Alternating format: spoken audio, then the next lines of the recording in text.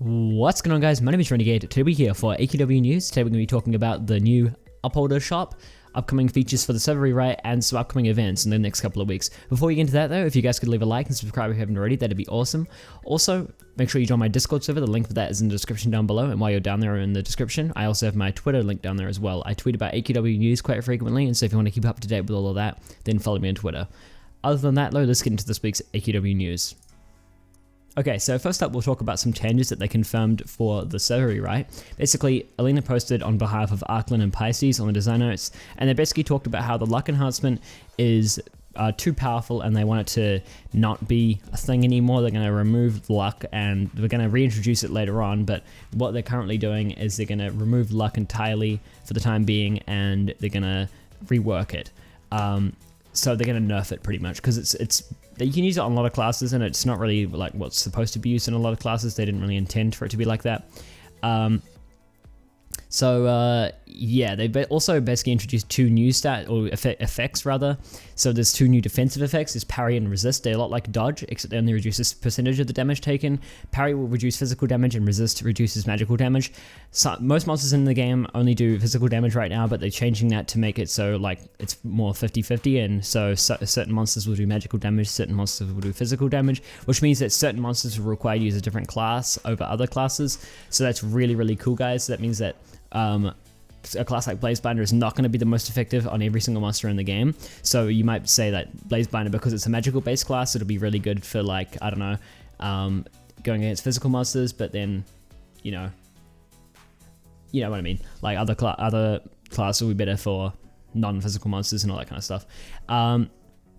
So strength enhancements will increase the amount you parry, and intellect enhancements will increase the amount you resist. So dexterity and wisdom are more well-rounded now. Dexterity will increase your chance to parry, and wisdom will increase your chance to resist. Endurance now decreases all incoming damage alongside the health increase, and luck will continue to increase your hit, dodge, and crit chance, but not by quite as much. And despite this nerf, they will be slowly buffing classes where luck should be the main stat. So Card Clasher and Evolved Leprechaun are two of the examples that they listed there. So you can actually go and test all that right now on the testing servers, the PTR servers. So go and check out that, and then report back to Alina or Arklin or Pisces on Twitter, or on the bug reporting or something like that. I don't know. And you can tell them what it's like, because it'd be really interesting for them to hear your feedback. Now, as for the server rewrite status itself, they've made a little thing at the bottom that I read out for you guys. So they posted, "You guys were crazy helpful in the final testing push a few weekends ago, so much so that you found a bug we thought was fixed that wasn't completely fixed. The CPU usage problem, which is what had been causing the testing service to crash, was back once many of you had tested again. Jeremy spent the last 2 weeks working on that issue and believes he's isolated it. Housing was disabled on the testing servers, and since he did that, they have not crashed, which leads him to believe the housing is causing the problem. If you have time, please help him out and pile onto the testing servers as much as you often can, and check out what I mean about the enhancement changes. If the servers still haven't crashed by Monday, then we'll assume the housing causes the CPU usage issue to be confirmed." So yeah, they pretty much have disabled the houses or whatever, and if the crash doesn't happen by Monday, then they're gonna presume that that's the issue and they'll work on that. So I imagine the server rewrite will be out at the very most within 2 weeks, unless some other game-breaking bug has come out, like that one that was found a couple of weeks ago. So yeah, that's really awesome to hear that they're coming along nicely with the server rewrite. Nothing more to report there, nothing on Twitter or anything like that. It's just a design notes post. If you want to read the full post, you can click on the link in the description down below. Other than that, guys, we'll move on to the next story. Okay, so we'll talk about the Upholder, the 8th Upholder Badge and stuff that's come out. So right now in game, you can get the 8th Upholder Badge and Star Swords and everything that comes with it. So if you don't know how to get that, then you pretty much just need to have membership right now and need to have it not expiring until November 1st. Or you need to upgrade your hero if you're not already upgraded during the month of October, and you'll get the 8th Upholder Badge. For reference, that is on my character page right now. If you want to go look at it, my character's name is Ether. So you can go get that if you want right now. You probably will already have it if you've got membership. And what you get with it is the exclusive Upholder class, which is a seasonal item called Sentinel class. I haven't actually ever used that class ever, I don't think. You get the rare Cursed Star Sword, rare Solar Star Sword, the classic version of both those Star Swords, so it's just the hilt is classic rather than all fancy. I prefer the non-classic versions, the rare ones. You get the character page badge, and you get access to the exclusive Star Sword Origin Zone. And you can, once you've become an 8th upholder, you can access both these items in your Book of Lore by clicking the 8th upholder badge icon.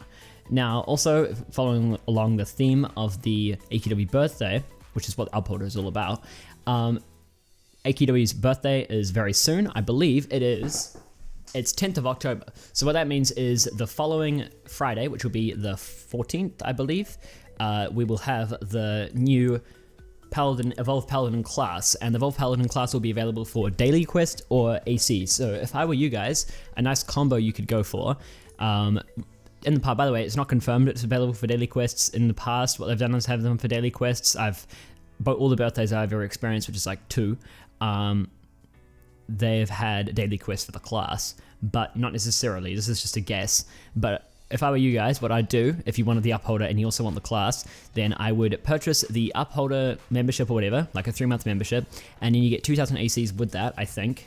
And you save those 2,000 ACs for the class, so you can get it instantly. Although it's never really a good idea to get a class for ACs, but you could do that if you really wanted. So the class will be available on 14th of October, and it'll be available as Evolved Paladin. I don't know why I said available as Evolved Paladin, but it'll be Evolved Paladin. So that should be a really cool class. I don't know who's designing it. There probably has been news surrounding that, but I haven't seen anything. If you guys want to post any news surrounding that in the comment section down below, then by all means post, because I actually looked for a little while and I couldn't really see any other news relating to Evolved Paladin yet, but it's a little while off anyway, so I'll probably save the news for that for next week anyway.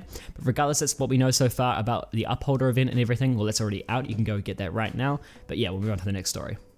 And finally this week, we'll talk about the new achievement tracker updates. So Alina made a designers post and she confirmed that there were some new achievements for and some rewards for 2016. So you can get a reward for 8 years played, 7 years membership, and 400,000 ACs. So the 400,000 ACs reward is a Doomfire Warrior set, and so it's like a kind of like a Gravelin themed, Doom themed warrior set. I mean, it looks okay, I suppose. It's not really too amazing, but I mean, sure, why not, I guess.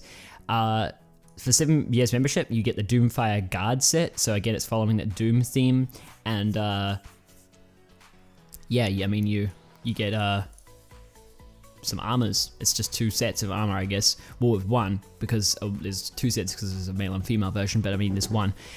It's nothing too special. I wouldn't actually go out and purchase 7 years membership if you want to get this. I mean, there's a pet, cool, but I mean, you know. And for 8 years played, you get Nostalgia Quest. So you unlock an exclusive map, including the original Battle on Design, classic quest with new flavor and rewards, the Pizza Hut house and armor, plus some of the first rewards ever introduced, but with more bonuses. So you pretty much get some nostalgia type items, which actually sounds kind of cool. I'm really excited to get that in like, what, 3 years or something for me. But yeah, so that's going to be added to your achievement tracker. So if you are a long time player, then I'd go check that right now if I were you. But anyway, that's going to finish it up for this week in the AQW news. So if you guys are interested in checking out any of the links I mentioned in the video, then go to the description down below. Again, while you're down there, leave a like, subscribe if you haven't already, and I'll see you guys in the next video. Peace.